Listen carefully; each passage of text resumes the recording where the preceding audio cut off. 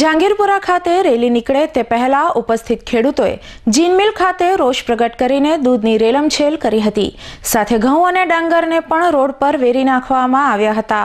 સુરત સહિત દક્ષિણ ગુજરાતના ખેડૂત સમાજની અંદર આજે રોષ જોવા મળી રહ્યો છે, કારણ કે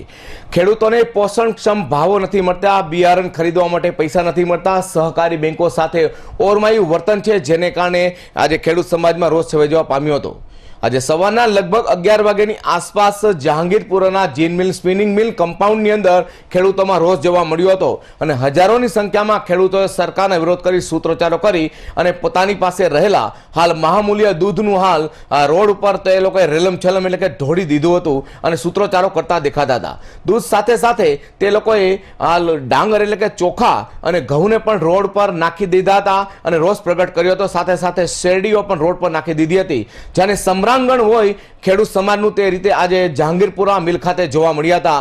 સરકાર દ્વારા ડિમોનિટાઇઝેશન 500 અને 1000ની ચલણી નોટો જે રદ કરવામાં આવી છે, એને કારણે ખેડૂતો અને સામાન્ય પ્રજાને જે મુશ્કેલીઓ પડી રહી છે એ ઉજાગર કરવા માટે આજે અમે આ બધા મંડળીઓના આગેવાનો, પ્રમુખો અને બોર્ડ ઓફ ડિરેક્ટરો ખેડૂત દ્વારા જે ઉત્પાદન થયેલો માલ બજારની અંદર વેચવા આવે છે અને રોકડમાં રૂપિયા નથી મળતા, એટલે અમે પ્રધાનમંત્રી અને મુખ્યમંત્રીશ્રીને આવેદન આપવા કલેક્ટરશ્રીના માધ્યમથી જઈએ છીએ અને અમારા જે ઉત્પાદનો છે ડાંગર, શેરડી, શાકભાજી અને દૂધ, એના રોકડમાં અમને રૂપિયા મળે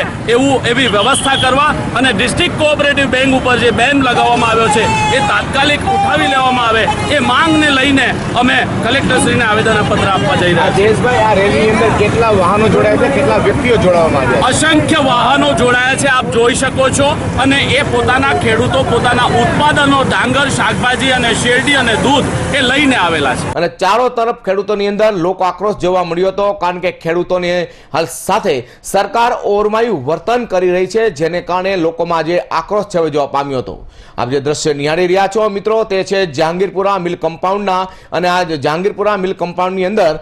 લોકોએ